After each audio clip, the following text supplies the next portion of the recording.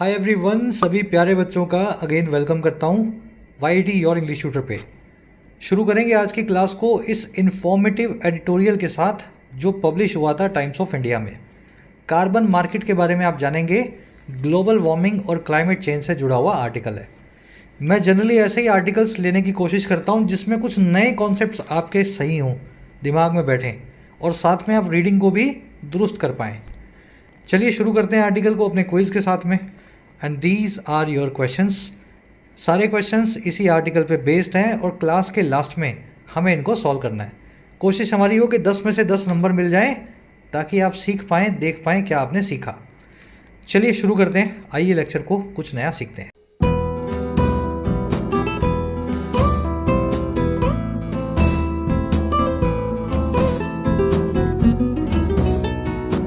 कह रहा है जी अ कार्बन मार्केट। हमें चाहिए एक ऐसा बाजार जिसमें कार्बन सर्टिफिकेट्स बिकते हों। क्या होते हैं कार्बन सर्टिफिकेट्स? आसान भाषा में अभी समझेंगे। Climate change is also about searching for viable options to move away from excessive dependence on fossil fuel. कह रहा है जो क्लाइमेट चेंज है ये इस बारे में भी है। ऑल्सो अबाउट किस बारे में भी है भाई? सर्च फॉर करने के बारे में है या ढूंढने के बारे में है वाइबल ऑप्शंस को, ऐसे विकल्पों को, ऑप्शंस को जो वाइबल हैं, टिकाऊ हैं, लॉन्ग टर्म के लिए चलने वाले हैं। मतलब ऐसा ऑप्शन है जो आपने एक बार चूज़ कर लिया और उसके बाद उस पर 50 साल आप चल सको। तो क्लाइमेट चेंज इस बारे में है। और ये ऑप्शंस क्यों होंगे, किस चीज़ के लिए होंगे? ताकि हम मूव अवे फ्रॉम कर पाएँ, दूर हट पाएँ ज़रूरत से ज़्यादा हमारी डिपेंडेंस से या हमारी निर्भरता से जो है कच्चे तेल पे, फॉसिल फ्यूल पे। तो क्लाइमेट चेंज का मतलब ये बिल्कुल नहीं है कि फॉसिल फ्यूल को जलाना बंद कर दो, कोयले को जलाना बंद कर दो। कोयला, फॉसिल फ्यूल बंद हो जाएगा तो हमारे घर में बिजली नहीं आएगी, रोड पे व्हीकल्स नहीं चलेंगे, सारी इकॉनमी रुक जाएगी, लोग भूखे मरेंगे। क्लाइमेट चेंज ये बिल्कुल नहीं कहता है कि इसके लिए आप ये सब काम करो। आपको तो कुछ ऐसा करना है कि कुछ नए ऑप्शंस निकलें जिससे हमारी डिपेंडेंसी फॉसिल फ्यूल पे ख़त्म हो जाए, हम कुछ नया करके अपने घरों में बिजली ला सकें बिना कोयला जलाए। चलिए, गहरा आर्टिकल है, प्यारा है, आपको मज़ा आएगा। क्लाइमेट चेंज सब्जेक्ट है ग्रीन कलर में और इज़ इसकी वर्ब है पिंक कलर में। इस वर्ड को देखना वाइबल। जनरली इस वर्ड पे मैं ज़्यादा फोकस नहीं करता हूँ जब भी ये आता है, क्योंकि मुझे लगता है आपको इसका मीनिंग पता होगा। पर जिन बच्चों को नहीं पता, दो वर्ड समझना। पहला वर्ड है सस्टेनेबल और दूसरा वर्ड है वाइबल। दोनों एक दूसरे के सिनोनिम्स हैं और इन दोनों का मतलब होता है लॉन्ग टर्म में टिकाऊ चीज़ जो बेनिफिशियल भी हो। जैसे अगर आपको कुछ खाना खाना है, आप एक दिन मैकडी से कुछ मंगा सकते हैं, पिज़्ज़ा हट से पिज़्ज़ा मंगा सकते हैं, लखीराम हलवाई का समोसा मंगवा सकते हैं। लेकिन ये वाइबल सस्टेनेबल रोज़ नहीं होगा। दिन में 3 बार और हफ्ते में 5 दिन या साल में 200 दिन, 250 दिन आप समोसा और कचौरी नहीं खा सकते हैं। तो खाना तो है ये सब चीज़ें, लेकिन ये वाइबल नहीं है। वाइबल वही है जो होम कुक्ड फूड होगा, हेल्दी होगा, जो आपको नुकसान ना करे। तो लॉन्ग टर्म तो कोई चीज़ जो चल सके और बिना नुकसान किए, उसी को अपने बोल देते हैं अंग्रेजी में वाइबल। ठीक है, तो इस वर्ड को इस तरीके से ही समझ सकते हैं आप। मूव अवे फ्रॉम करना, किसी चीज़ से दूर जाना, उससे अपना पीछा छुड़ाना। चलिए अब जल्दी से आगे बढ़ते हैं। इस आर्टिकल की वोकैब पर नज़र डालेंगे। 5 वर्ड्स बड़े बड़े मोटे मोटे शुरू में एक साथ देख लो ताकि आप इसको स्मूथली पढ़ सको। क्लास को एक लाइक ज़रूर देना, एक शेयर ज़रूर देना, ताकि इन वीडियोस को हम हर रोज़ प्रोड्यूस कर सकें, आपको पढ़ा सकें। ये यूट्यूब पे तो अपनी क्लासेस आ ही रही हैं। इन क्लासेस के साथ में आपको अगर स्ट्रक्चर्ड वे में गाइडेंस चाहिए हो अपने एग्जाम्स के लिए, तो डाउनलोड करें YT your English tutor app को। कमेंट सेक्शन में इसका लिंक मिलेगा। आपकी अपनी ऐप है, बहुत अफोर्डेबल प्राइसेस में क्वालिटी कंटेंट वाले कोर्सेज आपको मिल जाते हैं ऐप पे। जैसे राइटिंग का कोर्स, इस कोर्स में 60 से 70 घंटों में आपको इंग्लिश राइटिंग सिखाई जाती है। फिर आपको ऐसे लिखना हो, रिपोर्ट लिखना हो, आंसर लिखना हो, प्रेसी लिखना हो, ये सब इसमें बेसिक से कवर होता है। 50,000 से भी ज़्यादा बच्चे इस कोर्स में एनरोल्ड हैं, फ़ायदा ले चुके हैं। इसी तरीके से आपको मिशन सिविल सर्विसेज कोर्स मिलेगा, जो कि राइटिंग कोर्स का ही बड़ा फॉर्म है। इसमें आपको सारे टॉपिक जो सिविल सर्विसेज के लिए ज़रूरी हैं राइटिंग के हिसाब से, जैसे आंसर राइटिंग, प्रेसी राइटिंग, सी सेट, डिस्क्रिप्टिव, ये सारे टॉपिक आपको 200 घंटे के इस कोर्स में अच्छे से तैयार करवाए जाते हैं। कोर्स पे भी कुछ कूपन चल रहे हैं, फ़ायदा ले लेना। बैंकिंग और एसएससी के कोर्स में फुल प्रैक्टिस सेट्स मिलेंगे आपको। प्रीलिम्स, मेंस के, क्लरिकल पीओ के एक साल के प्रैक्टिस कोर्स हैं। हर क्वेश्चन को आप प्रीवियस ईयर पेपर्स के साथ में तैयार कर सकते हैं। ऐप का लिंक कमेंट सेक्शन में है। कोई क्वेरी हो तो ये व्हाट्सएप नंबर है, इस नंबर पे आप टीम से जुड़े, उनसे कुछ पूछना हो तो पूछ पाएंगे। ऑलराइट, वोकैब शीट शुरू करेंगे सटल से। थोड़ा जूम इन करता हूँ, स्पेलिंग देखो इसकी। क्या लिखा हुआ है? सबटल, सबटल, और बोला क्या जाता है? सटल। बी साइलेंट होता है इसमें। सटल का मतलब होता है इनडायरेक्ट। तो कोई चीज़ जब इतनी इनडायरेक्ट होती है कि जिसको समझने के लिए आपको दिमाग पे जोर देना पड़े, ठीक है ना, वो होती है सटल। समझ गए? चलो, there is a subtle difference between bravery and folly. एक बहुत ही इनडायरेक्ट सा या समझने में मुश्किल सा डिफरेंस होता है बहादुरी और बेवकूफ़ी के बीच। ज़्यादा बड़ा डिफरेंस नहीं है, आप उसको ऐसे एनालाइज नहीं कर पाओगे, थोड़ा आपको समझना पड़ेगा अंदर जा कर के। बहुत डिफिकल्ट टू एनालाइज डिफरेंस है, सटल डिफरेंस है। चलिए, दूसरा मीनिंग भी होता है सटल का जो आज आर्टिकल में नहीं आया, आप पहले वाले भी फोकस करें आज। सोफिस्टिकेटेड और रिफाइंड सटल के सिनोनिम्स हैं, आज इस वर्ड को आप आर्टिकल में देखेंगे। नया वर्ड है आपके लिए सटल। अगला वर्ड है बिंज। बहुत बार आ गए पिछले महीने में। बिंज का मतलब होता है किसी चीज़ में एक्सेसिवली इंडल्ज करना। चाय पीने का शौक है, सारा दिन चाय पी रहे हो। टीवी देखने का शौक है तो टीवी बंद ही नहीं हो रहा। तो ऐसे जब काम आप करते हो, रील चलाते हो 4-4, 6-6 घंटे, तो इसको बोलते हैं बिंज करना। To indulge excessively into something. Bingeing on your favourite food frequently can make you fat. Binge on करने का काम है या टूट पड़ने का काम है अपने पसंदीदा फूड पे बार बार या फ्रीक्वेंटली, आपको मोटा कर सकता है, can make you fat. Binge को स्प्लर्ज करना और गोर्ज करना भी बोलते हैं जिस भी चीज़ पे आप टूट पड़े हैं, ठीक है ना। ये सिर्फ खाने की बात नहीं है, टीवी वीवी जो भी किसी भी चीज़ का आपको शौक है, अच्छी है बुरी, जब आप उसको ज़रूरत से ज़्यादा करने लगते हैं तो आप उसको बिंज करने लगते हैं। चलिए, अगला वर्ड अपने पास फीट। पाँव वाला फीट नहीं है ये। एक पाँव को सिंगुलर को बोलते हैं फुट, और दोनों पाँवों को या एक से ज़्यादा पैरों को बोलते हैं फीट, FEET। ये है FEAT, बोला इसको भी फीट जा रहा है, लेकिन इसका मतलब होता है एक बड़ा कारनामा, बड़ा अचीवमेंट, कोई कुछ करके दिखाया आपने तो वो आपका फीट है, अकॉम्प्लिशमेंट है। The statue of unity is a remarkable feet of engineering. जो स्टैचू ऑफ यूनिटी है एक शानदार कारनामा है, फीट है इंजीनियरिंग का। परफॉर्मेंस भी बोल सकते हैं इसको, of course you will see the word feet in the article today. Second last word है अपना परपेट्रेटर। नेगेटिव वर्ड है, किसी गलत काम करने वाले दोषी या कल्प्रिट के लिए यूज़ होता है।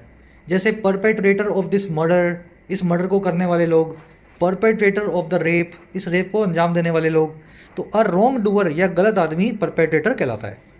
समझ गए? The perpetrator of the crime were still at large. इस क्राइम के जो परपेट्रेटर थे, इस गुनाह के जो करने वाले दोषी थे, वो अभी भी एट लार्ज थे, अभी भी फरार थे। एट लार्ज इस फ्रेज़ को देखना, ईडियम है ये, इसका मतलब होता है फरार, फ्यूजिटिव, है ना। अगर किसी इंसान के लिए यूज़ हो तो एट लार्ज फरार, और वैसे एट लार्ज एक एडवर्ब भी है, इसका मतलब होता है मोटे तौर पे, ठीक है ना। अगर मोटे तौर पे के लिए यूज़ करना है तो एट लार्ज एक एडवर्ब भी है। तो दोनों मीनिंग रखने वाली एडवर्ब है ये, इंसानों के साथ में फरार वाला मीनिंग देती है। चलिए, कल्प्रिट, मिसक्रिएंट सभी बदमाशों के लिए सिनोनिम्स हैं, रॉन्ग डूअर्स के लिए। You will see the word perpetrator in the article today. Last word है अपना डिरेल। रेल मतलब वही रेल की पटरी, और डी लगा के आपने क्या किया, इसको उल्टा कर दिया, यानी इसका एंटोनिम बना दिया। डिरेल करना, किसी चीज़ को पटरी से उतारना, ट्रैक से हटाना। अगर कोई ट्रेन डिरेल हो जाए, आपने सुना होगा ना, आजकल तो रोज़ ही डिरेल होती हैं, आपको पता ही होगा। तो वो डिरेल क्या हो रही है, ट्रेन पटरी से उतर रही है, एक्सीडेंट हो रहा है। और अगर कोई चीज़ वैसे पटरी से उतर जाए, आपकी पढ़ाई पटरी से उतर जाए, आपकी दिनचर्या खराब हो जाए, है ना, तब भी आप इस डिरेल नाम के वर्ड को यूज़ कर सकते हैं। Drugs and alcohol have derailed the lifes of many celebrities. Drugs और अल्कोहल ने डिरेल कर दिया है, पटरी से उतार दिया है जिंदगियों को काफ़ी सेलिब्रिटीज़ की, काफ़ी बड़े बड़े लोगों की। एक सेकंड में इसको चार्ज पर लगा लूँ। चलो, the goods train derailed because of a damage track. ये जो गुड्स ट्रेन थी, मालगाड़ी थी। गुड्स ट्रेन मतलब अच्छी गाड़ी नहीं, ये गुड्स है, गुड्स यानी माल। मालगाड़ी पटरी से उतरी डैमेज ट्रैक की वजह से, टूटे हुए ट्रैक की वजह से। तो ये वर्ड जो है रेक, डिफ्लेक्ट सिनोनिम्स हैं इसके। आज ये word Daryl you will see in the article today. चलिए, एक छोटी सी चीज़ मेरे दिमाग में आई तो पूछ लेता हूँ मैं। यहाँ पे अगर मैनी अ लिख दूँ तो सेंटेंस में क्या मीनिंग, क्या सेंटेंस की स्ट्रक्चर में चेंज आएगा। मैनी और मैनी अ के बीच का डिफरेंस आपको मैंने अच्छे से करवाया हुआ है, बहुत बच्चों को आता भी होगा।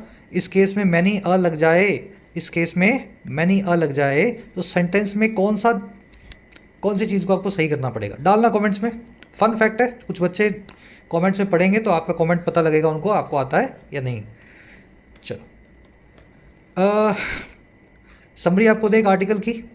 देखिए, अभी तक इंडिया जो है ना, क्लाइमेट चेंज से लड़ने के लिए हमारी जो हैवी पोल्यूटेड इंडस्ट्रीज़ हैं, स्टील इंडस्ट्री, कॉपर इंडस्ट्री, खास करके मेटल, इस इंडस्ट्री पे बहुत सारे प्रतिबंध लगा चुका है कि आपको धुआं नहीं छोड़ना है, ऐसी मशीनों को यूज़ करना है जिनसे धुआं कम निकले, इतना प्रोडक्शन करोगे तो इतना ही धुआं छोड़ोगे। इस तरह की चीज़ें हम करते आ रहे हैं जो कि सही भी है। लेकिन अब वक्त आ गया है कि इंडिया इससे एक कदम और आगे जाए। और वो कैसे जाएगा? आपको कार्बन जो है कार्बन सर्टिफिकेट्स जो है ना वो इशू करने पड़ेंगे जो है हमारी फर्म्स को। कार्बन सर्टिफिकेट्स यूरोप में इशू हो रहे हैं ऑलरेडी, यूएस में हो रहे हैं। और ये क्या होते हैं? मान लीजिए आपने 1000 किलो कुछ सामान बनाया, तो उस सामान के ऊपर आपको 100 केजी मान लीजिए या 100 लीटर कार्बन मोनोऑक्साइड बाहर छोड़नी थी। आपको एक कार्बन सर्टिफिकेट मिलेगा अगर आप 100 केजी कार्बन मोनोऑक्साइड छोड़ देते हैं। इससे ज़्यादा छोड़ते हैं तो सर्टिफिकेट आपको नहीं मिलेगा। और दूसरी एक कंपनी है जो 1000 की जो प्रोडक्शन पे मान लीजिए 50 किलो ही कार्बन मोनोऑक्साइड बाहर छोड़ती है, तो ये ज़्यादा एफिशिएंट है, तो इसको 2 सर्टिफिकेट मिल जाएंगे। भाई 100 पे 1 मिलता है, आपने आधा ही छोड़ा तो आपको 2 मिल गए। अब इस कंपनी को एक तो खुद का सर्टिफिकेट मिल गया, एक एक्स्ट्रा मिल गया। ये एक्स्ट्रा सर्टिफिकेट इस कंपनी को ये बेच सकती है। ये कंपनी क्या बोलेगी? मैं 150 छोड़ती हूँ, 100 का सर्टिफिकेट मेरे पास ऑलरेडी है। आ रही है बात समझ में?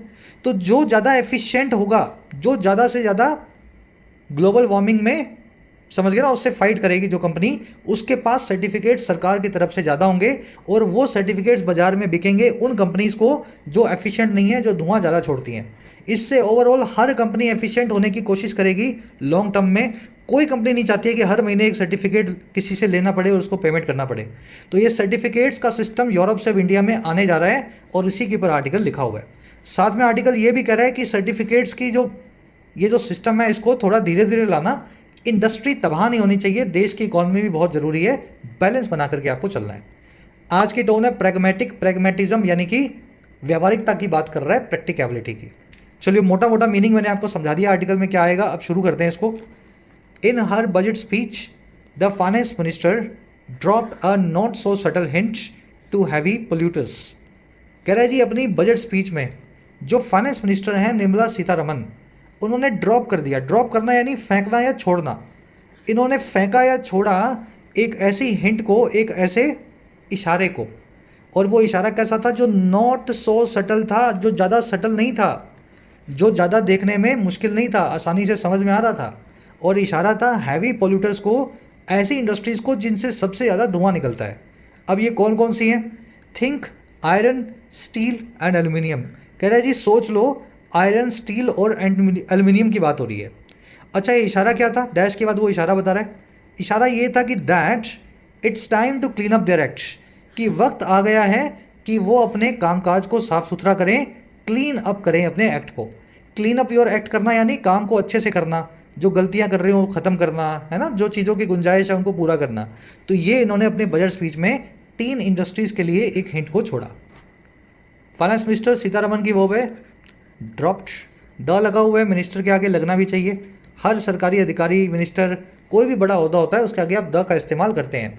The president, the prime minister, the chairman, the promoter, जो भी लिखें, याद सिर्फ ये रखना है कि ये द तब नहीं आएगा जब मिनिस्टर या जो भी आदमी जिसकी बात की है उसका नाम भी साथ में लिख दिया जाए। मान लीजिए ऐसा लिखा होता है फाइनेंस मिनिस्टर निर्मला सीतारमन, नाम आ गया ना, तो नाम आते ही इस द को आपको निकाल देना था। और अगर नाम नहीं है, खाली उनका ओहदा है, पद है, उस केस में द का इस्तेमाल होगा। वो होगी इसकी ड्रॉप्ड। सटल यानी जो समझने में बड़ा मुश्किल हो, बड़ा इनडायरेक्ट सा हो, तो नॉट सो सटल था, मतलब ऐसी चीज़ थी जो आसानी से समझ में आ रही थी। इट की वर्ब है इस। क्लीन अप योर एक्ट करना मैंने आपको बता दिया। चलिए आगे बढ़ते हैं। इट्स टाइम वाला कॉन्सेप्ट अभी मैं आपको 2 मिनट में करवाऊंगा, ये पैराग्राफ पूरा करते हैं। कह रहा है कि we are drafting a new road map, she said. हम ड्राफ्ट कर रहे हैं, बना रहे हैं एक नए रोड मैप को। रोड मैप क्या होता है? आगे कौन सी रोड पे जाएंगे उसका अगर मैप बना लें, यानी आगे का रास्ता आपका कैसा होगा उसका नक्शा बना लें, उसको बोल देते हैं रोड मैप। तो हम आगे बढ़ने का एक नक्शा बना रहे हैं, मैडम ने बोला। और कैसे बनाएंगे? Moving from energy efficiency to emission targets. Move from करते हुए या दूर हटते हुए एनर्जी एफिशिएंसी के फॉर्मूला से, और कहाँ जाएंगे, किसकी तरफ जाएंगे? एमिशन टारगेट के फॉर्मूला की तरफ। तो अभी तक तो एनर्जी एफिशिएंसी फॉर्मूला चल रहा था, वो मैं आपको आगे बताऊंगा, अभी इसी में आएगा। अब ये फॉर्मूला हम यूज़ नहीं करेंगे, हम आपको टारगेट देंगे कि इतना ही धुआं आपको छोड़ना है, इससे ज़्यादा छोड़ा तो सर्टिफिकेट कहीं से खरीद के लाओ। चलिए शी की वर्ब होगी सेट, वी की वर्ब आर ड्राफ्टिंग। ये जो आप अपोस्ट्रोफी के बाद में आर ई देख रहे हो, ये क्या है, वी आर को ही ऐसे लिखा गया है, ठीक है ना। तो ये कॉन्ट्रैक्टेड फॉर्म होती है सब्जेक्ट वर्ब की।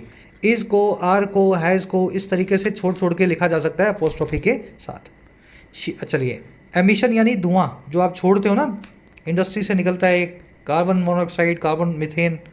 चलिए, translation, no more hiding behind energy efficiency certificates, it's now about hard caps on pollution. Correct translation ये है निर्मला सीतारमन जी की बात का कि अब आप हाइड बिहाइंड नहीं कर सकेंगे, पीछे नहीं छुप सकेंगे एनर्जी एफिशिएंट के सर्टिफिकेट्स पे। ये पुराने सर्टिफिकेट्स हैं जो अब सरकार बंद कर देगी, एनर्जी एफिशिएंसी सर्टिफिकेट्स। अब इनकी आप आड़ में छुप नहीं पाएंगे। अब आ गया है इट इज़ टाइम या इट इज़ नाउ अबाउट, अब वक्त है या बात है मजबूत कैप्स की। हार्ड मतलब मजबूत, कैप मतलब मैक्सिमम लिमिट्स, तो मजबूत सी मैक्सिमम लिमिट की जो पोल्यूशन पे होगी। चलिए, ये एनर्जी एफिशिएंसी और ये सब चीज़ें भी आगे आ जाएंगी, आपको अच्छे से डिटेल में समझाया जाएगा। इस कॉन्सेप्ट को देख लें फटाफट। इट इज़ टाइम, जब भी कहीं दिखा हुआ मिल जाए इट इज़ टाइम, या फिर इट इज़ हाई टाइम, ठीक है ना, हाई बीच में आ सकता है और छोड़ा भी जा सकता है। तो ध्यान रखें, ये इसका मतलब है इस फ्रेज़ का अब वक्त आ गया है, अब वक्त आ गया है। और इसके बाद में जो क्लोज आएगा उसमें यूज़ करेंगे पास्ट सब्जेक्टिव मूड का या वर्ब की सेकंड फॉर्म का। ये क्यों करते हैं ये भी मैं आपको समझाता हूँ, पहले सेंटेंस देख लो कैसे बनेगा। इट इज़ टाइम या it is high time that students start preparing for exams. वक्त आ गया है कि बच्चे, स्टूडेंट्स एग्ज़ाम्स के लिए प्रिपेयर करना स्टार्ट करें। अब देखो, ये काम फ्यूचर में होगा। वक्त आ गया है कि बच्चे एग्जाम्स के लिए प्रिपेयर करना शुरू करें, लेकिन आपने फ्यूचर के लिए भी पर प्रेजेंट टेंस यूज़ किया, जो कि हो भी जाता है, कोई दिक्कत नहीं है। मैं आपको ये कहना चाह रहा हूँ कि इट इज़ हाई टाइम के बाद में ना प्रेजेंट टेंस ना फ्यूचर टेंस, यहाँ लगेगा पास्ट टेंस वर्ब की सेकंड फॉर्म। अब दिमाग में आपके सवाल आएगा, सर ये पास्ट टेंस कैसे लग गया? वक्त आ गया कि बच्चे तैयारी करें, तो तैयारी तो भी करेंगे आगे जाके, पास्ट टेंस क्यों लगाया? ये पास्ट टेंस नहीं है, ये पास्ट सब्जेक्टिव मूड है, और ये बताता है एक ऐसे एक्शन को जो अभी तक शुरू हो जाना चाहिए था पास्ट में, लेकिन अब होगा फ्यूचर में। जैसे 5 बज गए, आपको 4 बजे निकलना था, आपको उठा करके आपके पापा ने बोला, मम्मी ने बोला वक्त हो गया है कि अब तुम उठ जाओ और जल्दी जल्दी भागो। मतलब वक्त उठने का नहीं हुआ, वक्त तो उठने का जा चुका है पीछे, आप लेट हैं। तो जब भी कोई ऐसा एक्शन होता है जो पास्ट में हो चुका होना चाहिए था लेकिन अभी तक नहीं हुआ, उसके लिए आप इट इज़ हाई टाइम नाम के फ्रेज को यूज़ करके V2 लगा के बताते हैं। लॉजिक समझ गए? अब ज़िंदगी में कोई आपसे पूछे कि V2 क्यों लगाया भाई, तो बताना उसको ये काम पास्ट में हो जाना था, अभी तक शुरू नहीं हुआ, इट इज़ हाई टाइम से इस V2 को मैंने ट्रिगर कर दिया। It is high time for the students to start learning for exam, preparing for exam. वक्त आ गया है बच्चों का एग्जाम्स को प्रिपेयर करने का। इस केस में कोई पंगे नहीं लेने हैं। टू स्टार्ट एक इन्फिनेटिव है, सब्जेक्ट वर्ब यहाँ पे आया ही नहीं है, तो पास्ट सब्जेक्टिव मूड ट्रिगर नहीं हो सकता। ये सिर्फ मेन वर्ब पे ट्रिगर होता है, टू इन्फिनेटिव पे इसको ट्रिगर नहीं कर सकते। ये टू स्टार्ट है, बिल्कुल सही है। चलिए, कॉन्सेप्ट आपने सीख लिया। यहाँ भी इट इज़ टाइम के बाद में टू इन्फिनेटिव है, पास्ट सब्जेक्टिव मूड नहीं लग सकता। सब्जेक्ट आए वर्ब आए तब लगाओ, नहीं आए तो छोड़ दो। कह रहा है जी, द ओल्ड पैच और perform achieve and trade system was like rewarding you for using less electricity while binge watching Netflix. कह रहा है जो पहला सिस्टम था, ओल्ड सिस्टम, जिसको हम एनर्जी एफिशिएंसी सर्टिफिकेट से जोड़ते हैं, जिसको पैट भी बोलते हैं, परफॉर्म अचीव एंड ट्रेड। कह रहा है ये सिस्टम, पुराना सिस्टम, ये कुछ इस तरह का था कि आपको रिवॉर्ड किया जाए या आपको इनाम मिले, और किस चीज़ का? कम इलेक्ट्रिसिटी को यूज़ करने का, कम बिजली को यूज़ करने का। और कब? जब आप बिंज वॉच कर रहे हो, लगातार देखे जा रहे हो नेटफ्लिक्स। आपने नेटफ्लिक्स चलाया, 48 घंटे तक लगातार 4 वेब सीरीज़ देख ली, और आपने बिजली बहुत कम यूज़ की, तो आपके मम्मी पापा आपको बोल रहे हैं, वाह बेटा वाह, क्या नेटफ्लिक्स देखते हो तुम, कैसा मोबाइल है तुम्हारा, देखो बिजली भी यूज़ नहीं होती इसमें। अरे भाई, ये बिजली यूज़ ही गलत हुई है, नेटफ्लिक्स क्यों देख रहा है? जब बिजली की कमी है घर में तो नेटफ्लिक्स मत देखो। तो पुराना सिस्टम जो है आपकी एक्टिविटी के ऊपर कमेंट नहीं करता था, बस वो ये कमेंट करता था जो आप कर रहे हो उसमें बिजली कम यूज़ कर रहे हो या बिजली ज़्यादा यूज़ कर रहे हो। तो ये सिस्टम हम अब छोड़ने वाले हैं, समझ रहे हो? ये था एनर्जी एफिशिएंसी का सिस्टम। कह रहा है जी, but now with emissions trading it is about capping how much you can pollute periods. कह रहा है लेकिन अब जब एमिशंस ट्रेडिंग होगी, जब आपको पॉल्यूशन के ऊपर कैप लगेगी और एक सर्टिफिकेट मिलेगा कि 100 लीटर कार्बन मोनोऑक्साइड छोड़ेगा, तो इसके बाद में सर्टिफिकेट दूसरा चाहिए होगा। कह रहा है जी, ये जब सिस्टम आएगा, एमिशन ट्रेडिंग होगी, तो अब ये होगा कैप करने के बारे में या लिमिट लगाने के बारे में कि कितना आप पोल्यूट कर सकते हैं। अब ये लास्ट में आप देख रहे हो पीरियड, ये जो कॉमा लगा के पीरियड लिखा जाता है ना सेंटेंस के लास्ट में, इसका मतलब होता है सब बातों की एक बात। हिंदी में कितना बड़ा है, सब बातों की एक बात। अंग्रेजी में क्या करना होता है, कॉमा लगा दो, लास्ट में लिख दो पीरियड। कह रहे जी and for a country like India juggling industrialisation with climate change that is no small feat. कह रहा है और भारत जैसी एक देश के लिए, कंट्री लाइक इंडिया के लिए जगल करना या मैनेज करना, दो चीज़ों को बैलेंस करना। जगल करना मतलब कभी इस तरफ कभी उस तरफ, दोनों को बैलेंस करके चल रहे हो। कह रहा है दोनों चीज़ों को बैलेंस करना, एक तो है इंडस्ट्रियलाइजेशन और दूसरा है क्लाइमेट से फाइट या क्लाइमेट चेंज का, है ना, क्लाइमेट चेंज के मेजर्स। कह रहा है ये कोई अपने आप में स्मॉल फीट नहीं है, छोटा मोटा कर्तव्य या कारनामा नहीं है। भारत में अगर आप बहुत ज़्यादा ये क्लाइमेट चेंज करोगे, इंडस्ट्रियाँ बंद हो जाएंगी, रोज़गार खत्म हो जाएंगे, इकॉनमी फर्श पे आ जाएगी। चलिए दिस की वर्ब है इज। कह रहा है जी we have been trying, feat देख लिया ना आपने, फीट बोलते हैं कारनामे को। We have been trying to shake our fossil fuel addiction while also ramping up industry. हम लोग कोशिश कर रहे हैं, भारतीय इंडियंस, हम ट्राई कर रहे हैं कि हम शेक करें या हिला के रख दें हमारे फॉसिल फ्यूल के एडिक्शन को। शेक करना मतलब किसी चीज़ को खुद से हिला के छुड़ाना। जैसे आपके ऊपर कोई मच्छर मक्खी बैठ गया तो आप हाथ हिलाते हो ना उसको मच्छर को उड़ाने के लिए। तो हम भी जो फ्यूल एडिक्शन है फॉसिल फ्यूल का हर जगह यूज़ करने का, इस बुरी आदत से पीछा छुड़ाने की कोशिश कर रहे हैं। और साथ साथ कब, जब हम रैंप अप भी कर रहे हैं, अपग्रेड भी कर रहे हैं हमारी इंडस्ट्री को, उसको एक दर्जा ऊपर भी ले जा रहे हैं। और ये सारा काम कब हो रहा है, कह रहा है specially given the massive demand for housing in our booming cities. खास करके गिवन यानी देखते हुए उस बड़ी डिमांड को, उस बड़ी मांग को जो है हाउसिंग की या रहने की जगह की हमारी बूमिंग सिटीज़ में, फलते फूलते शहरों में। कई सारे वर्ड्स एक साथ आ गए, बूमिंग मतलब फलता फूलता है ना, बहुत तेज़ी से। सेंटेंस का मीनिंग आपने निकाल लिया। हम इंडियंस हर चीज़ में फॉसिल फ्यूल यूज़ करते हैं, इंडस्ट्री से लेकर के घरों में कुकिंग गैस, सड़कों पे व्हीकल। एडिक्शन हो गया हमें फॉसिल फ्यूल का, कुछ भी रिन्यूएबल एनर्जी का जैसा हमारे यहाँ नहीं होता। हम कोशिश कर रहे हैं इस एडिक्शन से पीछा छुड़ाएं, लेकिन हम चाहते हैं हमारी इंडस्ट्री भी आगे बढ़े इसी फॉसिल फ्यूल को यूज़ करके। और ये इसलिए क्योंकि हमारी सिटीज़ बूम कर रही हैं, समझ गए ना, इंडस्ट्री की हमें बहुत ज़रूरत है। चलिए वी की वर्ब है have been trying, present perfect continuous tense यहाँ लगा हुआ है पीपीसी। रैंप अप करना, अपग्रेड करना, किसी चीज़ को एक दर्जा ऊपर ले जाना। याद है ना, फ्रेजल वर्ब कई बार करवाइए आपको, ramp up, step up, scale up, level up, upgrade, किसी चीज़ को बढ़ाना। चलिए अब इस सेंटेंस में देखने वाली दो चीज़ें थी, फटाफट से देख लो। पहली थी फीट यानी कारनामा, एक बड़े कारनामे को आप फीट बोलते हैं। लेकिन बड़ी सक्सेस और बड़े फेलियर को आप क्या बोलते हैं, याद है नहीं याद? बड़ी सक्सेस और बड़े फेलियर को आप क्या बोलते हैं? मैं 5 सेकंड का ब्रेक ले रहा हूँ, वीडियो को पॉज करो, जिनको याद है कमेंट्स में डाल दो, फिर मैं लिख देता हूँ। चलो लिखा करो कमेंट्स में, इससे आपकी जब कोई चीज़ लिखते हो ना अपने आप दिमाग में बैठने लगती है। बड़ी सक्सेस को बोलते हैं ब्रेक थ्रू, ठीक है, बड़ी सक्सेस को ब्रेक थ्रू। और बड़े फेलियर को बोलते हैं डिबैकल या फियास्को। वन वर्ड्स हैं सारे, जितने याद कर लो उतने अच्छे हैं। स्क्रीनशॉट ले लेना इनका। बड़ी सफलता, बड़ी सक्सेस, बड़ा कारनामा और बड़ी नाकामयाबी, वन वर्ड्स हैं तीनों के।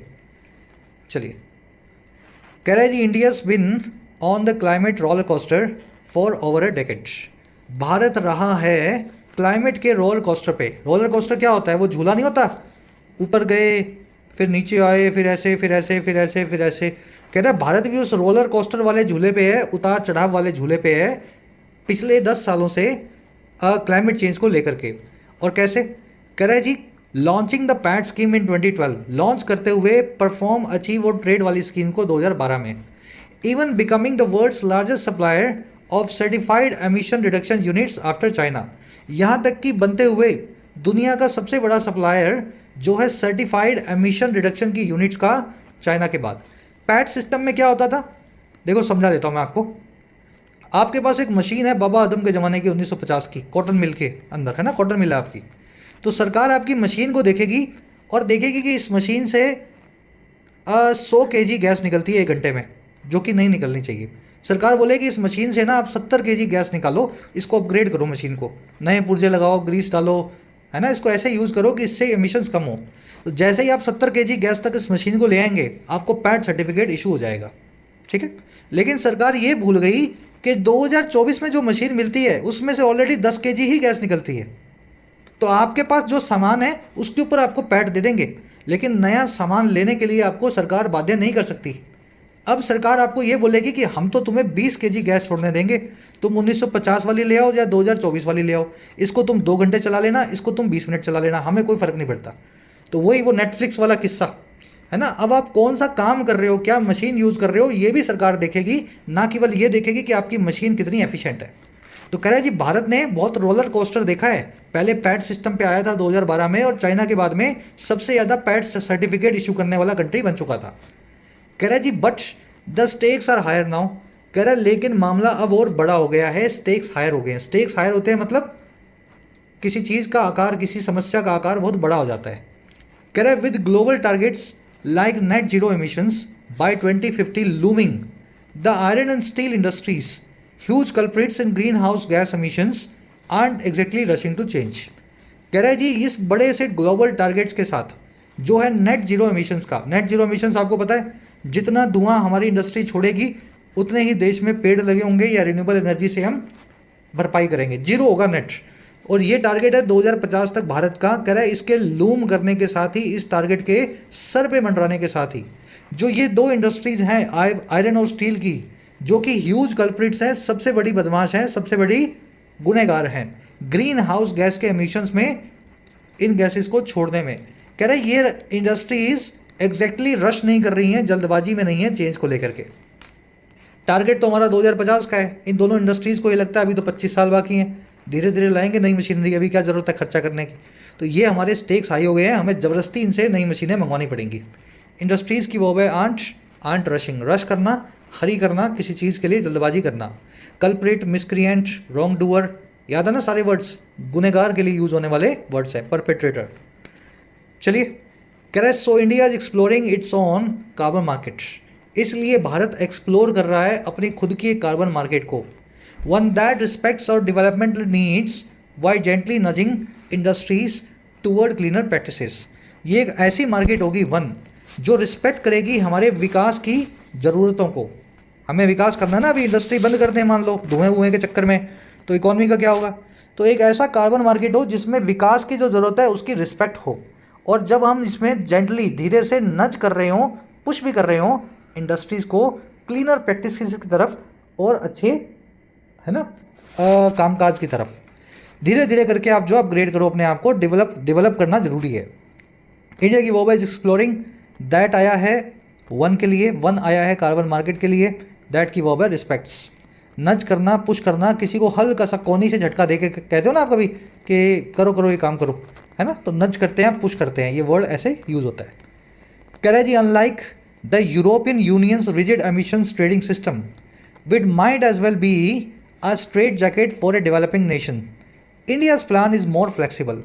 कह रहे जी बिल्कुल उल्टा, अनलाइक यूरोपियन यूनियन के रिजिड एमिशन ट्रेडिंग सिस्टम से।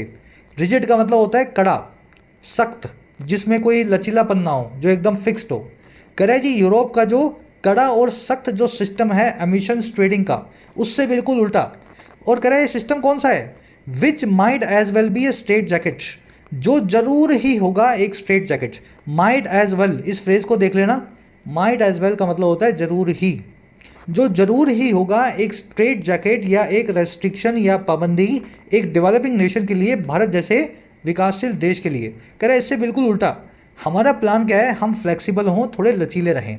और ये काम कैसे होगा, starting with the voluntary market and moving toward mandatory compliance. Start करेंगे एक वॉलंटरी मार्केट के साथ, एक ऐसी मार्केट जो वॉलंटरी होगी।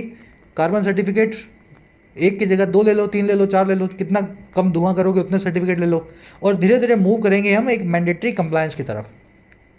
समझ गए, चलो। विच आया है कार्बन एमिशंस ट्रेडिंग सिस्टम के लिए यूरोप का, वो है इसकी might as well be. Might as well एक फ्रेज होता है, इसका मतलब होता है जरूर ही, जरूर ही। इंडियाज़ प्लान की वो है स्ट्रेट जैकेट। देखो ये वर्ड स्ट्रेट मैंने आपको कई बार करवाया। स्ट्रेट का मतलब होता है मुश्किल हालात, STRAIT, और इसका एक फिजिकल मीनिंग भी होता है ज्योग्राफी की लैंग्वेज में। मान लीजिए दो लैंड मासेज हैं, जैसे इंडिया है, ये इंडिया का मैप बना दिया मैंने, और ये श्रीलंका नीचे, तो ये बीच में जो आपको दिखेगी ना स्ट्रेट, जो छोटा सा वाटर पैसेज है, इसको भी स्ट्रेट बोलते हैं। ऐसा कोई भी पानी का रास्ता जो बहुत संकड़ा हो, है ना, जहाँ से आप निकलेंगे तो आपको बहुत कम स्पेस है इधर उधर जाने के लिए, उसको भी स्ट्रेट बोलते हैं। तो स्ट्रेट वर्ड जो है संकड़ेपन से, मुश्किल हालातों से जुड़ा हुआ वर्ड है। और स्ट्रेट जैकेट एक ऐसी जैकेट होती है जो किसी कैदी को पहनाई जाती है ताकि वो, है ना, हाथ पाँव नहीं हिलाए। कोर्ट में उसको ले जा रहे हैं, वो वहाँ पे वायलेंट हो जाए तो स्ट्रेट जैकेट पहना देंगे उसको। तो स्ट्रेट जैकेट जो है पाबंदी के लिए यूज़ होने वाला वर्ड है। इसी से एक वन वर्ड बनता है या फ्रेज बनता है, डायर स्ट्रेट्स। डायर स्ट्रेट्स का मतलब है मुश्किल हालात। लिख देता हूँ मैं यहाँ पे, डिफ़िकल्ट कंडीशंस। ठीक है, तो ये वन वर्ड स्ट्रेट से आप कनेक्ट करके रखना। कह रहे जी in the end it this is more about just, more than just fairness. कह रहा है जी अंत में जाकर के ये सारा मामला फेयरनेस से बहुत आगे का है। यूरोप तो बहुत कड़ा हो रहा है क्लाइमेट चेंज के मामले में, बिल्कुल धुआं नहीं छोड़ेगा, और इंडिया फिर भी, है ना, थोड़ा बहुत करता रहेगा। तो ये फेयरनेस की बात नहीं है, उस फेयरनेस से बहुत आगे की बात है ये। क्यों बात है ऐसी? कह रहा है जी it is about ensuring that climate change policies do not derail our socio economic ambitions. ये इस चीज़ के बारे में है कि हम इंश्योर करें, सुनिश्चित करें कि हमारी क्लाइमेट चेंज की पॉलिसीज़ डिरेल ना करें या पटरी से ना उतार दें हमारे सामाजिक और आर्थिक महत्वाकांक्षाओं को, while trying to save the planet, जब हम प्लानट को सेव करने की कोशिश कर रहे हों। यूरोप तो आज कड़ा हुआ है ना, उसको आज देख करके हमें उसकी नकल नहीं करनी है कि यूरोप में तो इंडस्ट्रीज बहुत एफिशिएंट है। अरे भाई साहब, 150 सालों तक इन्होंने धुआं छोड़ा है दुनिया भर में, और ये आज समृद्ध हो चुके हैं। अब हमारा समृद्धि का मामला आया, नंबर आया, तो ये क्लाइमेट चेंज के चक्कर में इनकी होड़ नहीं कर सकते। तो ये सारा मामला फेयरनेस का नहीं है, बराबरी का नहीं है। ये मामला इस तरह का है कि हमें प्लेनेट को सेव करना है, लेकिन सेव करते करते अपनी महत्वाकांक्षाओं को, देश की जनता को पटरी से नहीं उतार देना। पॉलिसीज़ की वो है डो नॉट डिरेल, डिरेल करना मैंने आपको बताया था, किसी चीज़ को, है ना, उतारना पटरी से। एम्बिशन यानी महत्वाकांक्षाएँ, सोशो इकोनॉमिक मतलब सामाजिक और आर्थिक। महत्वाकांक्षाएं अगर नहीं समझते तो इसको बोलते हैं ख्वाब, आपके एस्पिरेशंस। कह रहा है because in India it is not just about cutting carbon.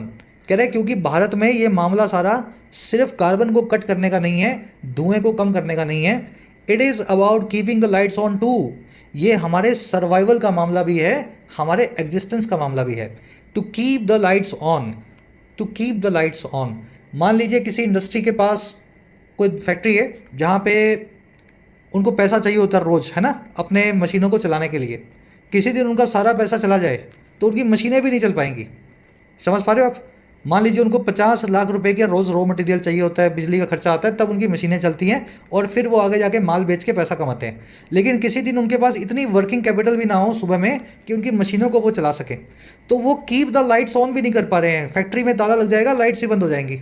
वहाँ से इस ईडीएम को निकाला गया है। When you try to keeps the lights on, तो आप अपना सर्वाइवल सुनिश्चित कर रहे हो, आगे बढ़ पाओ या ना बढ़ पाओ ज़िंदगी में, लेकिन आप अपनी जीवन को सुनिश्चित कर रहे हो कि वो चलता रहे, है ना। तो यहाँ से इस फ्रेज को आप कनेक्ट करें, ये बिल्कुल इंडस्ट्री से आया हुआ फ्रेज है। चलिए रैप अप करते हैं क्लास को। एक ग्रामर कॉन्सेप्ट है 5 मिनट का, मैंने परसों की क्लास में भी करवाया था। उसी को मैं थोड़ा डिटेल में करवा रहा हूँ, जो एक दो एस्पेक्ट्स उसमें से मिसिंग थे। देखो परसों मैंने कॉन्सेप्ट आपको ये करवाया था कि आप प्रेजेंट परफेक्ट और प्रेजेंट परफेक्ट कंटिन्यूअस दोनों का इस्तेमाल कर सकते हैं अगर आपको किसी ऐसे एक्शन को बताना हो जो पास्ट में भी चल रहा है और प्रेजेंट में भी चल रहा है। जैसे कोई नदी है, 2000 साल पहले भी बह रही थी और आज भी बह रही है, तो अगर उस नदी के बारे में बताना है, उसके बहाव के बारे में बताना है, तो दोनों में से जो टेंस आप चाहें यूज़ कर सकते हैं। प्रेजेंट परफेक्ट टेंस बताएगा कब से वो नदी बह रही है ना, ड्यूरेशन पे फोकस करेगा। और परफेक्ट कंटिन्यूस टेंस करेगा फोकस कि वो नदी क्या काम कर रही है इतने लंबे वक्त से। जैसे एग्जांपल देता हूँ मैं आपको, जैसे सेंटेंस है the earth is rotating for thousands of centuries. धरती रोटेट कर रही है, घूम रही है हज़ारों सालों से, है ना, लाखों करोड़ों सालों से। अब देखो धरती करोड़ों साल पहले भी रोटेट कर रही थी, आज भी कर रही है, एक्शन पहले भी था और आज भी है। तो ये प्रेजेंट कंटिन्यूस टेंस जो है ना गलत है। आपको पास्ट की झलक भी इस टेंस में चाहिए होगी। तो जब पास्ट की झलक देनी हो किसी काम में तो या तो परफेक्ट लगाओ या पीसी परफेक्ट कंटिन्यूस लगाओ। तो यहाँ लिखो अर्थ अर्थ हैज़ बिन रोटेटिंग, या तो यू लिखो, और या लिखो हैज़ रोटेटेड। दोनों में से जो लिखना चाहो आप लिख सकते हो, ठीक है ना, दोनों सही हैं। फ़र्क क्या है दोनों में? हैज़ रोटेटेड के अंदर, परफेक्ट टेंस के अंदर आप ड्यूरेशन पे जोर देंगे। अर्थ जो है वो घूमती आ रही है सालों से, सैकड़ों सालों से, है ना। और दूसरे प्रेजेंट परफेक्ट कंटिन्यूस में हैज़ बिन रोटेटिंग में आप काम पे जोर देंगे। अर्थ रोटेट कर रही है सालों से। फ़र्क है ना दोनों में। मैं पढ़ाई कर रहा हूँ 2 घंटे से, मैं पढ़ाई कर रहा हूँ 2 घंटे से, बस ये वैसा ही है। तो जब पढ़ाई पे जोर देना है तो पीपीसी लगाओ, आई हैव बिन स्टडिंग, और 2 घंटे पे जोर देना है तो I have studied for 2 hours. काम दोनों में सेम है, पहले भी हो रहा था और अभी भी हो रहा है। अब देखो इसका एक और आगे एडवांस फॉर्म है। कभी कभी ऐसा मौका आएगा, सेंटेंस में एक ऐसी वर्ब होगी जिसमें पीपीसी लग ही नहीं सकता, तो आपको एक्शन जो बताना है पास्ट वाला और प्रेजेंट वाला आप सिर्फ परफेक्ट टेंस से बता पाएंगे, तो वहाँ पे इस परफेक्ट टेंस का लगना जरूरी हो जाता है। अब वो कौन सा मौका होगा, जब कोई स्टेटिव या लिंक वर्ब मेन वर्ब बन के आई हो। लिंक वर्ब्स आपको पता है ये सारी होती हैं is, am, are, was, were, be, being, been. अगर ये मेन वर्ब बन के आ जाए, और स्टेटिव वर्ब होती है know, understand, consider, feel, love, prefer, seem, sound, taste, है ना, ये सारी जो है स्टेटिव वर्ब्स है। मैं लिस्ट पूरी नहीं लिख रहा हूँ, आगे और 20 वर्ब्स होंगी। स्टेटिव वर्ब का चैप्टर देखना पड़ेगा आपको, बेसिक ग्रामर वाली क्लास को चलाना पड़ेगा, मेहनत करोगे तभी निकलेगा। ऐसा सब कुछ एक क्लास में कैसे आ जाएगा। तो आपको अगर स्टेटिव वर्ब सारी पता है, जैसे मैंने 8-10 लिख दी हैं, इनको भी आप कंटिन्यूस टेंस में यूज़ नहीं करेंगे। तो क्या करते हैं, the minister is in charge of finance ministry for the last 8 years. Minister charge में है फाइनेंस मिनिस्ट्री के पिछले 8 सालों से। तो 8 साल पहले भी था, 8 साल बीच में भी रहा और आज भी है। तो यहाँ पे आप इज़ का इस्तेमाल नहीं कर सकते हैं। इज़ क्या है, यहाँ पे एक लिंक वर्ब है, प्रेजेंट टेंस बता रही है ना, इंडेफिनिट टेंस। तो क्या करूँ मैं यहाँ पे, मुझे यहाँ पे परफेक्ट टेंस का इस्तेमाल करना है, पीपीसी का इस्तेमाल हो ही नहीं सकता, और इज़ को मैं बना दूंगा परफेक्ट टेंस में हैज़ बिन। इतना तो पता होगा आपको इंडेफिनिट टेंस से परफेक्ट टेंस कैसे बनाते हैं। हैज़ प्लस में बिन लगा दो, मेन वर्ब को छोड़ दो, ये बिन मेन वर्ब बनेगी और ये आपका परफेक्ट टेंस बन गया। We know each other for the past 20 years. हम एक दूसरे को जानते हैं पिछले 20 सालों से। नो भी एक स्टेटिव वर्ब है, इसको कंटिन्यूस टेंस में यूज़ नहीं कर सकते हैं। वी हैव बिन नोइंग आप ऐसा नहीं लिख सकते हैं, अगर लिखेंगे तो बात गलत हो जाएगी। तो आपको लिखना पड़ेगा we have known each other for the past 20 years. तो ये एडवांस्ड फॉर्मूला है पीपीसी और परफेक्ट टेंस को यूज़ करने का। इसके लिए एक अलग से क्लास की हुई है हमने, मैं कोशिश करता हूँ यहाँ उसको डालने की। 15 मिनट के अंदर ये पूरा कॉन्सेप्ट आप बहुत सारे एग्जाम्पल्स के साथ में रिवाइज कर पाएंगे। लास्ट में क्वेश्चन दे रहा हूँ एज क्लास वर्क की तरह, होमवर्क नहीं है, क्लास वर्क है, अभी इसको सॉल्व करो। Customers prefer online shopping for the past 2 decades due to its convenience and variety. Customers prefer करते हैं ऑनलाइन शॉपिंग को पिछले 2 दशकों से इसकी सहूलियत और वैरायटी की वजह से। याद रखना प्रेफर जो है ये भी एक स्टेटिव वर्ब है, इसको भी कंटिन्यूस टेंस में यूज़ नहीं करते हैं। चलो डालना कमेंट्स में, सब बच्चों का क्लास वर्क है आपका। अब क्विज की तरफ बढ़ने जा रहे हैं, क्वेश्चंस को सॉल्व करेंगे आज के क्विज के।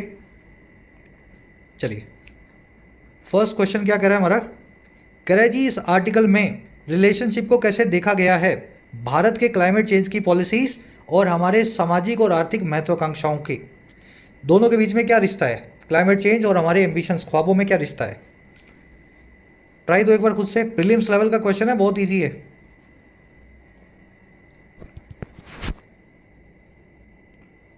भाई साहब इस आर्टिकल में देखा गया है इन दोनों को एक बैलेंस वाली रिलेशनशिप के तौर पे।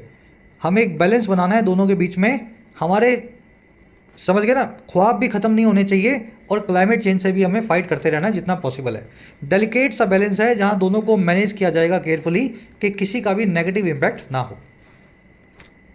चलो कह रहा है जी सिग्निफिकेंस या इंपॉर्टेंस क्या है आयरन और स्टील इंडस्ट्रीज की क्लाइमेट चेंज की पॉलिसीज़ को लेकर के इस आर्टिकल में। इन दोनों इंडस्ट्रीज़ में क्या खास है जब क्लाइमेट चेंज की बात होती है, कौन से ऐसे गुण हैं इनके जिनसे ये लाइमलाइट में रहती हैं। करवा दूं अब, खुद से ट्राई देना, वीडियो को पॉज कर लो ना भाई। ये दोनों इंडस्ट्री सबसे ज़्यादा बदनाम हैं धुआं छोड़ने के लिए। They are significant contributors to India's fossil fuel addiction. इन्हीं की वजह से हमारा फॉसिल फ्यूल का एमिशन सबसे ज़्यादा है, ठीक है। ग्रीन हाउस गैस एमिशंस में लीड द वे नहीं कर रहे हैं रिड्यूस करने में, ये बल्कि एमिशन को बढ़ा रहे हैं, रिड्यूस नहीं करेंगे, इंक्रीज़ करेंगे। नेट जीरो एमिशन टारगेट इनका कभी हो ही नहीं सकता, ये इररिलेवेंट बिल्कुल भी नहीं है। सबसे ज़्यादा रेलेवेंट यही 2 इंडस्ट्री हैं, स्टील एंड आयरन। चलिए लास्ट में देखते हैं फ्रेजल वर्ब्स को और दूसरे वोकैब वर्ड्स को। Ramp up, keep the lights on, straight jacket. आज मैंने 2-3 वर्ड्स शायद मिस कर दिए, 1 वर्ड्स आपको बीच में करवाने थे मुझे, बिंज से जुड़े हुए वर्ड्स हैं, ठीक है। एक वर्ड है इससे जुड़ा हुआ गवर्नमेंट, एक वर्ड जुड़ा हुआ है गवर्नमेंट, और एक वर्ड जुड़ा हुआ है एपिक्योर। वैसे आपको करवाए हुए हैं, शायद आप भूल गए होंगे। आज यही वर्ड्स मैंने आपसे पूछ लिए। यहाँ पे एक वर्ड है ग्लटन। ठीक है, मिस हो गए, आपको आते हैं तो आंसर निकाल लो, नहीं आते हैं तो फर्स्ट कमेंट में आंसर डाला और गूगल पे सर्च कर लेना। ये चारों वर्ड्स खाने से, ज़रूरत से ज़्यादा खाने से जुड़े हुए हैं। ठीक है, गौरमेंट का मतलब है एक ऐसा आदमी जो सिर्फ अच्छा खाना खाता है और कम खाता है। गौरमांड का मतलब है एक ऐसा आदमी पेटू हलवाई जिसको जो दे दो वो खा लेगा। ग्लटन जो है गौरमांड का ही भाई है, ग्लटन भी वही होता है, खाना मिले बस टूट पड़ूँ, कैसा भी बनाऊँ कैसा भी लगे। और एपिक्योर जो है गौरमेट का सिनोनिम है, ऐसा आदमी जिसको डिफाइंड टेस्ट चाहिए फूड्स में, ड्रिंक्स में, कुछ भी इधर उधर का नहीं खाएगा और बहुत थोड़ा खाएगा और अच्छा खाएगा। चलो ये वर्ड्स मैंने आप यहाँ से पूछ लिए हैं। स्ट्रिंजेंट और स्ट्राइडेंट के बीच का सिनोनिम आप फ़र्क पूछा है, एक्चुअली ये भी मैं करवाने वाला था, शायद मैंने मिस कर दिया। आज बहुत सारे कॉन्सेप्ट है ना, क्लास 40 मिनट से लंबी नहीं कर सकते हैं, तो ये दोनों में से एक वर्ड आपको चूज़ करना है। चलिए लास्ट में आपको मिलेंगी एरर्स। पहली एरर आपको मिल सकती है इस वर्ड में और दूसरी मिल सकती है इस वर्ड के आसपास। सभी क्वेश्चंस के आंसर फर्स्ट कमेंट में मिलेंगे, वीडियो के नीचे जाएं चेक करें। पिन कमेंट में आउट ऑफ 10 कितने मार्क्स मिले ज़रूर से बताना। क्लास कैसी लगी आज की, सब कुछ समझ में आया तो लिखना पीडी पूरा देखा सर, और पीडीआई सब कुछ समझ में आया, इंटरेस्टिंग भी लगा। ये आपका फीडबैक देने का तरीका है जिससे मैं उन्हीं टॉपिक्स को बार बार रिपीट करूँ जो आपको अच्छे लगते हैं और आपको समझ में आते हैं। अनटिल देन कल आपसे लेंगे मुलाकात कल की क्लास में। जिन बच्चों को कोर्सेज की ज़रूरत है, एक्स्ट्रा क्लासेस की ज़रूरत है, you can take the benefits of the courses. Application को डाउनलोड करें YT ऐप को, आपको राइटिंग का, SSC का और बैंकिंग का, इनफैक्ट UPSC का भी कोर्स मिल जाएगा। अफोर्डेबल कोर्सेज है, मेहनत करना चाहते हैं तो ऐप को डाउनलोड करें, कमेंट सेक्शन में लिंक रखा गया है, you can take the benefits. चलिए।